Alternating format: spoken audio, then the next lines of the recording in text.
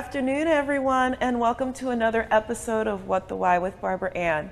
If you haven't seen us before, our show features conversations with diverse leaders from all walks of life about why they do what they do and how they figured things out. Maybe you're sick and tired of feeling sick and tired, or you feel stuck and you want to get unstuck in some area of your life or company or business. Whatever it is, all of our guests have felt something similarly at some point in their lives and decided to do something about it, and today is no exception, although it is a unique one. Please join me in welcoming Richard Strother, the coach who is also known as the widower's wing man. Make sure I say that correctly. Richard has a unique background that blends his former career in computer graphics and print with his passion for psychology and human behavior. This led to 8 years as a trainer at Apple, helping people relate and prosper with their technology. Richard understands how people learn, retain, and relate to information. In October 2018, Richard experienced a life-altering tragedy when he lost his wife of 20 years. Working through his grief, he found the courage to start dating again and eventually found a wonderful new relationship. Along the way, he redefined his process and methodology for successful dating, testing it with several people, and seeing amazing results. Through his journey, Richard saw a gap in resources for widowed men and founded the Widower's Wingman. As a speaker, Richard shares his personal story of loss and love, along with practical insights and advice for those navigating the dating world after the loss of a spouse. His approach is grounded in research and tested through personal experience, allowing him to approach otherwise heavy topics in a surprisingly lighthearted yet compelling and relatable way. This is one of my, I have to admit, I'm not supposed to have favorites. I kind of have a little bit of a favorite. I've really been looking forward to this. I love all our guests, but this one's a lot of fun on a very challenging topic. So without further ado, please join us in welcoming Richard Strother, the Widower's Wingman, to our show via Zoom from Montreal, Canada. So, yay, welcome. I see you got the color memo. So welcome, welcome, welcome. And it's a pleasure to be here. And it is a pleasure to have you. So, and our audience is going to get to see the fun side of Richard very shortly.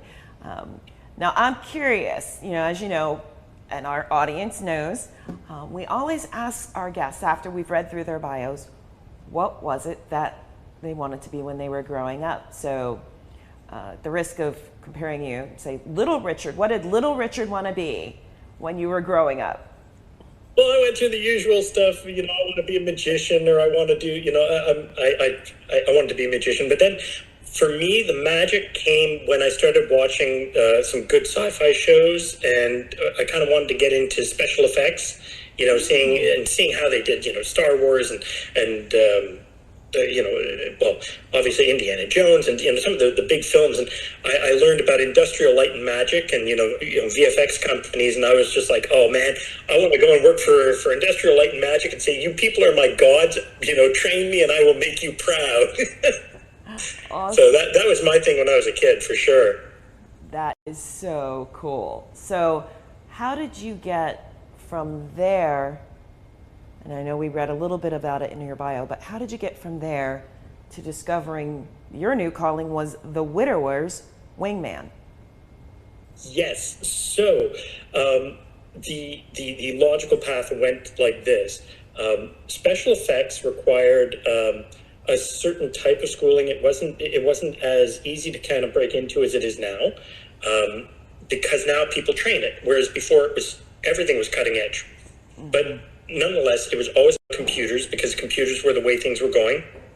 So I got good at computers. I got into graphics. I started playing with graphic software, professional graphic software, before I even started working.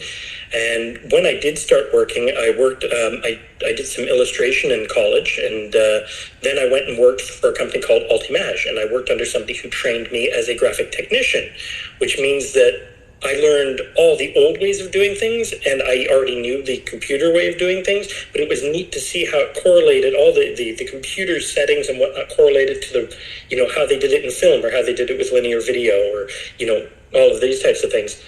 And I got very good at that very quickly.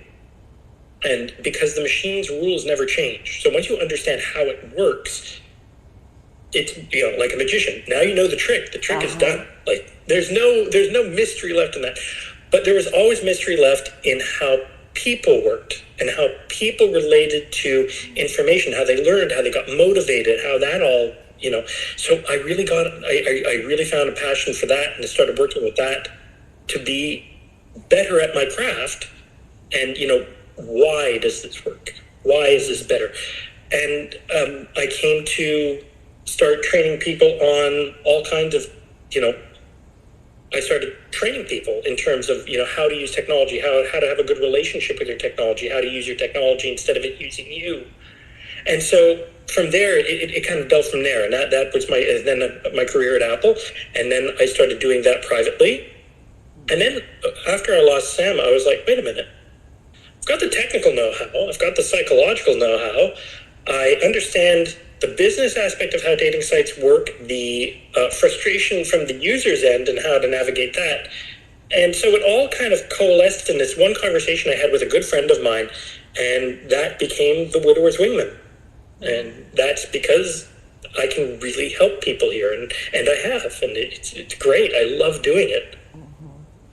And it's a really interesting niche because, when I was looking at your website and you talked a little bit more about the story, you knew that in advance your relationship was going to have a shelf life. None of us know exactly when our time is going to come, but when you married, you knew. And go ahead.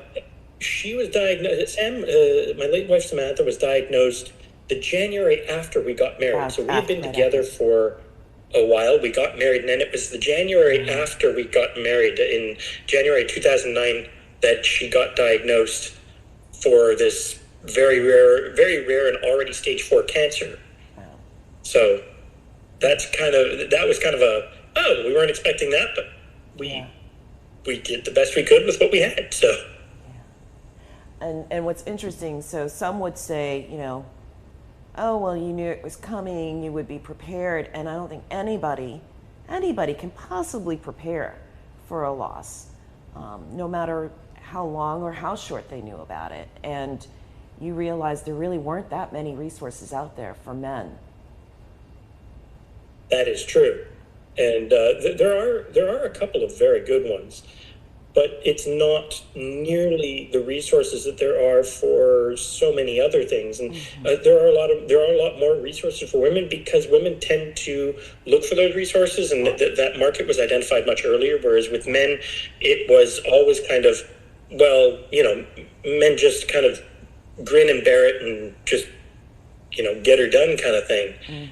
And we stumble through it. And we don't have to, and that's becoming more and more prevalent with the change of culture in terms of what identifies masculinity and what identifies a good relationship and so on. So I definitely talk a lot about those things. Yeah, it's interesting because I do too. People would be really surprised to know that as someone who does civility, inclusion, equity, and diversity, I do a whole subject just on men and how not having resources because they don't speak up has actually affected their longevity of life. And you have tapped into this and realized that there is a group of people out there that really need support. So how did you come up with the idea for the Widower's Wingman? Because that is just that is the best name. When I saw that, I was like, oh my God, that is so creative. It's funny. I knew I wanted to do, I knew I wanted to address what I do in the name, straight up. And my brother and my brother is a very, very smart business person, and we were kind of brainstorming and whatnot, and he goes, no, you have to have something like consigliere, but, less mob sounding. So the problem was is that we didn't want to go with, coach, because, well, not that I don't do my fair share of coaching, but I go far beyond that. I go into support, and I don't want to be a dating support, because then it was always about the inference or the connotations. And then it was, wait a minute, what does a pilot need? A pilot needs a wingman. A pilot needs somebody who's got their back. That's what they do. They are the advisor. Your wingman, you and your wingman will hang out off mission. You need somebody there who's got your back and, can really kind of get you through it. And that's where it came from. Mm-hmm. It's brilliant. And, to the extent you can, because these are private stories, but tell me about some of the men that you've worked with and helped them on their journey of rediscovering life after this kind of loss. It's funny because I don't want to, I don't want to kind of lump people into one basket kind of thing, but there are a lot of similarities for different men around this subject, and there are themes that are very common. Okay. And one of them, for example, is we all have baggage, we all have insecurities, and this thing of, oh my God, I'm not in shape, or I'm not as in shape as I'd like, or I'm bald, or I'm short, or all of these things that seem, or I have a medical condition which may not be visible on the outset, but or I have kids. Nobody's going to want to date a guy with kids, a single father. And it's funny because more and more, one of the biggest obstacles is we see this, this impenetrable wall of this one insecurity or whatever, one or two insecurities. And it's funny because no matter who no matter who we've got in our corner supporting us, they don't see those insecurities nearly like we see a mountain, they see a molehill. It really is. It's not that big a thing. So it's one of the biggest things to overcome, and the idea of they don't see it the way you do. Yeah. Go, put yourself out there, be fully who you are. Yeah, but I'm just a lot of guys, I'm not very interesting. It's like, you know what? You're far more. Being interesting is as much about being interested as being interesting. And that's a huge, huge point as well. It's a matter of, look, women aren't looking for James Bond or the adrenaline junkie or the multi-billionaire. They want somebody who can meet them on their level and, where you can share that deeper connection. Mm-hmm. And it's such an important part of what makes a good relationship. And a lot of people can't even define good relationships, so there is that as well. You really have to look at what a good relationship is for you at this point in your life, especially with your experience and all of that. So that's a big part of, a lot of what we do. And you'll notice I haven't even got to the dating aspect yet. Yeah. This is all leading up to. Mm-hmm. Yeah, because, there's so much. You have to be ready. You have to bring your whole self to a relationship. So you have to work on resolving those issues to then be able to have the energy to attract somebody who you will be compatible with. And it sounds like that's part of your process. And I love how you mentioned about attracting a person, right? Because everybody, the common misconception is you go on a dating site and you go and you find somebody, and it's a lot of work to find somebody. It's like, no. We're looking for needles in haystacks. Yeah. And there's not just one needle. We're looking for needles in haystacks, but you don't dive in hands first. It's never going to go well. So be the magnet. Stand out. Be your authentic self. Be exactly who you are, because people want to know. A lot of women are looking for the consistency. Yeah. Are looking for a guy who is consistent, who can be there for them in a real way, not, again, the multi-billionaire who's kind of there half the time, or so it really is about that genuine connection and being completely who you are and letting them see you for who you are and, falling in love with that. So once they've done the work to get themselves to a point that they're ready to go out there. How do you encourage them to take that next step? It's actually not as hard as all that, because once you deal with kind of the things that are holding back, guys are objective oriented. They want to go and get a result. Okay. So they tend to, once you have a pathway, once they see a pathway and they know somebody's got their back, and you kind of get out of the idea of you've got one shot at it. No. Everybody think, oh, you've got one shot. No, you don't. You got as many shots as you need to do this right. And this is a process. Don't think you're gonna.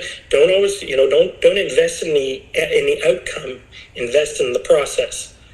And so that's a big part of it is being comfortable with the idea of I am going to go out. I'm going to meet people, and I'm not necessarily looking for to get married right away. It's a matter of I am going out to meet people, to make friends, and see where that goes to. And that's actually pretty easy once you get there. It's the prep work that's the biggest thing. Yeah, I was going to say, that's actually a quotable quote. I mean, don't invest in the outcome, invest in the process, the journey to get there. So yes, folks, remember it. You heard it from Richard. So in terms of, okay, so now they get out there and you're the wingman. Now, for some people, they're picturing you on every date, helping them find the person in the bar. I don't want to presume, but I'm kind of assuming that that's not how you actually operate. So how do you show up for them in the ways that they need you to? I love it. I love this question. This is a good question. So I will help them get to the lead up to the date, the preparation for the date. Make sure that when they go out, they know their game plan. They know their pathway. They know, and honestly, here's the one thing I tell every guy for the first date, no matter which first date it is, even if they've had 30 first dates, you're going for proof of life and compatibility. That's it. That's all. That's what you're going for. Straight up. You want to make sure they are who they say they are, and you want to make sure that you can hang out in a room with them. Done. If you did that, you did great. Like, you're a rock star. So it's a matter of taking that kind of overbearing and again, making sure that the process is what's important, and the process is what's really going to give them that, they're going to learn. They're going to come away better for it no matter what. Yeah. So when you have that mentality, and when you have somebody kind of coaching it, and I've had guys come back after a first date and go, it was horrible.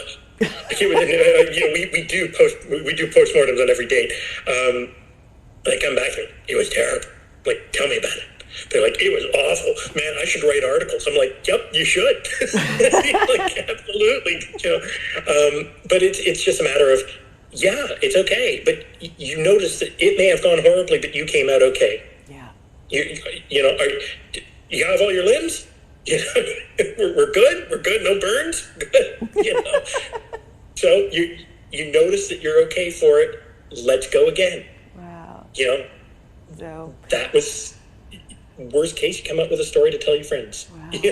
That is so funny. Oh my gosh. So, well, believe it or not, I have a feeling we are due for a commercial break coming up. Just based on the time in my mind. But before we go to that break, I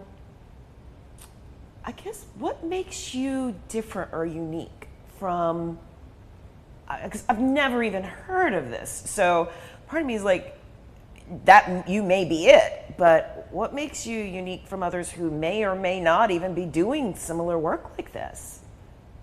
There are other dating coaches out there. This is not unheard of. Right. Because of my experience, I really do specialize in men and men who have lost. So men who have either through death or been on the receiving end of a divorce, because there is a very big difference from a psychological point of view. There's a huge difference about initiating a divorce versus being on the receiving end of one.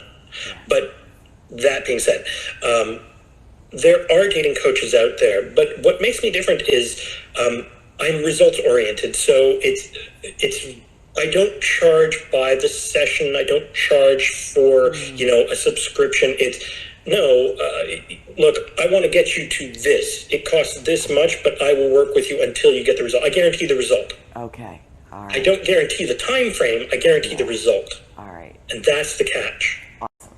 So, okay. So we are officially going to take our mid-show break for a few words from our commercial sponsors. So, audience, please come back with more of What the Why with Barbara Ann and today's very special guest, Richard Strother, the widower's wingman.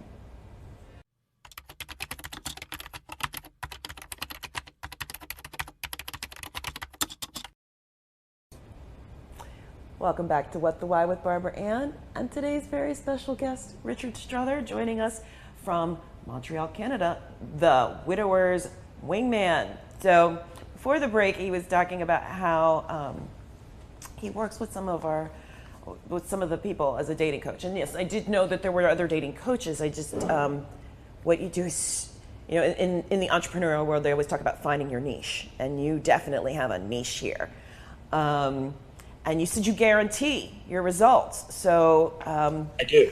So how does the people who work one-on-one with me, I guarantee the result. I can't guarantee the time frame, but I guarantee the result. That was going to be my question, because time frames can definitely vary. But it sounds like you're with them. Whatever's going to happen, you're with them until they get there. And oh yeah, I'd say without a doubt. What was one of the biggest learning experiences you had going into this, I guess, arena, for lack of better words? Well, and I love that you used the word arena, because it kind of started out like that for me. It was I went out after I waited over a year after Sam passed away, but I went out and I started looking for a relationship. But even and this is how I know it's so important, I wasn't exactly clear on what a good relationship or what the ideal relationship should look like. And so I've actually mentioned this a few times. It's like, was it the graceful social media, story, fairy tale, or was it a Disney-esque fairy tale story? No, it was not. It was messy, and I made my mistakes, but I met some really, really cool people along the way, many of whom I'm still friends with, and it was really about kind of not just being mature about the relationships themselves, but being comfortable kind of going out there and knowing what was important and kind of distilling that down. And I kind of recorded my own process and figured out how to help others do it too. Mm-hmm. Wow. And one of the things that you've been echoing throughout this is authenticity. You were you. And I know you encourage others to do that. I'm hearing that loud and clear. What's one thing you wish you'd known, though, before you went down this road? I can't say. I can honestly say that every misstep or every kind of challenge along the path means I learned so much more, which means that I can really help others avoid those pitfalls. And so I wouldn't change a thing.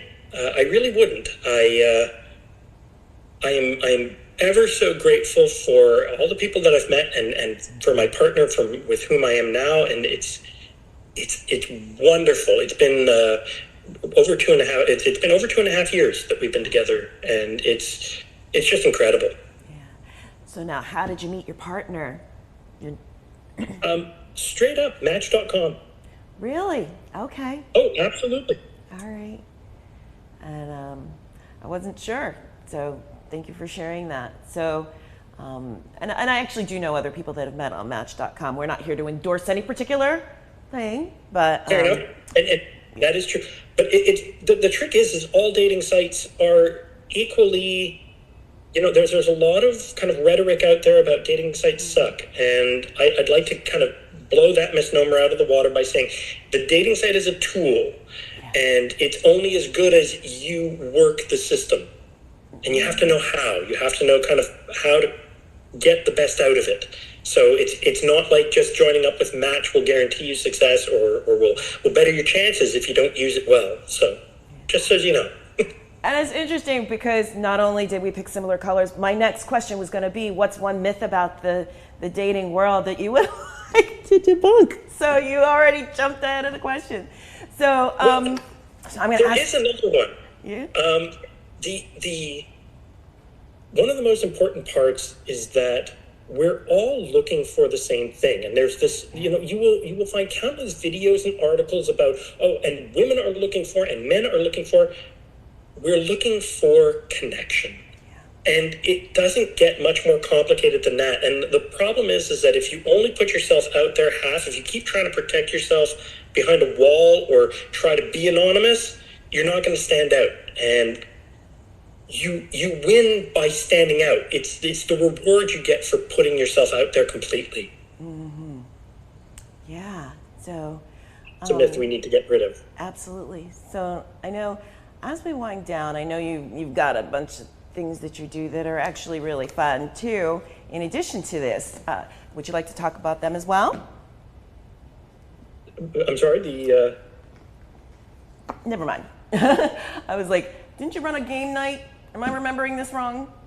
Oh, I did at one point, yeah. Oh, okay, because I played a little while back, but I do have other projects, absolutely. Okay. I was like, I know I went on and I watched and I played, and it was a lot of fun. It was. We kind of ran out of players for a little while because everybody kind of got busy and it just didn't work out. So. Oh, that's all right. So, since you got other stuff going on, how about we make the last question the hardest question of the interview? What question, if you were doing the interview, would you have asked yourself that I did not? Oh, that is a challenge. Well, just in keeping with your show,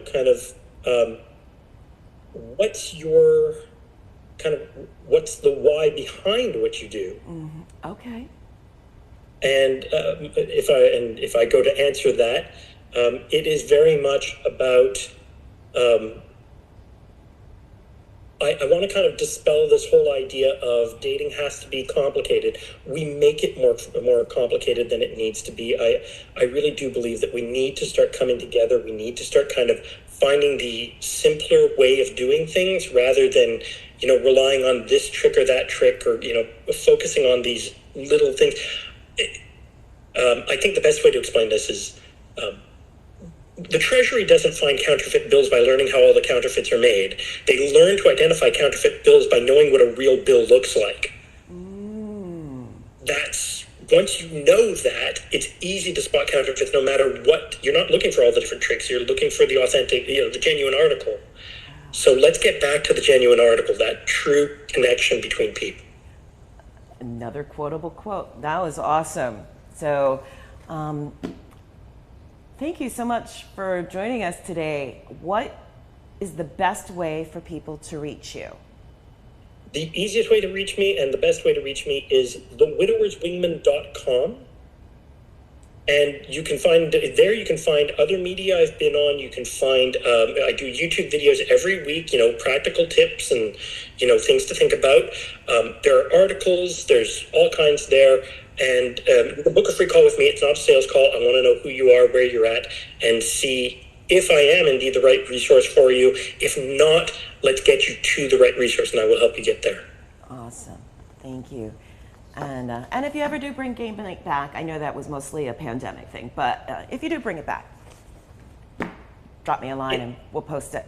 So thank you so much again for taking time to join us today. I wasn't kidding when I said, I was really, really looking forward to this. And I know there's people out there that are really going to benefit from hearing what you had to say. So thank you so much. And I look forward to meeting them to really kind of go deeper and help, where they're at. Awesome. Thank you.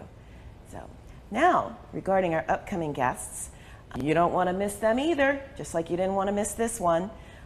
We've got some more business owners and coaches, but also authors, tech experts. I've got a real estate developer coming on soon, some athletes and vets, and a lot of people who overcame seemingly insurmountable challenges. Please tune in and learn how you can be inspired by how they forged their journey ahead, and how you may be able to do it as well. And if you missed any of our past guests, please check out seasons 1, 2, and 3 to date on rvntelevision.com, as well as Roku. We're on there as well, and coming soon to some other platforms. You have so many viewing choices these days.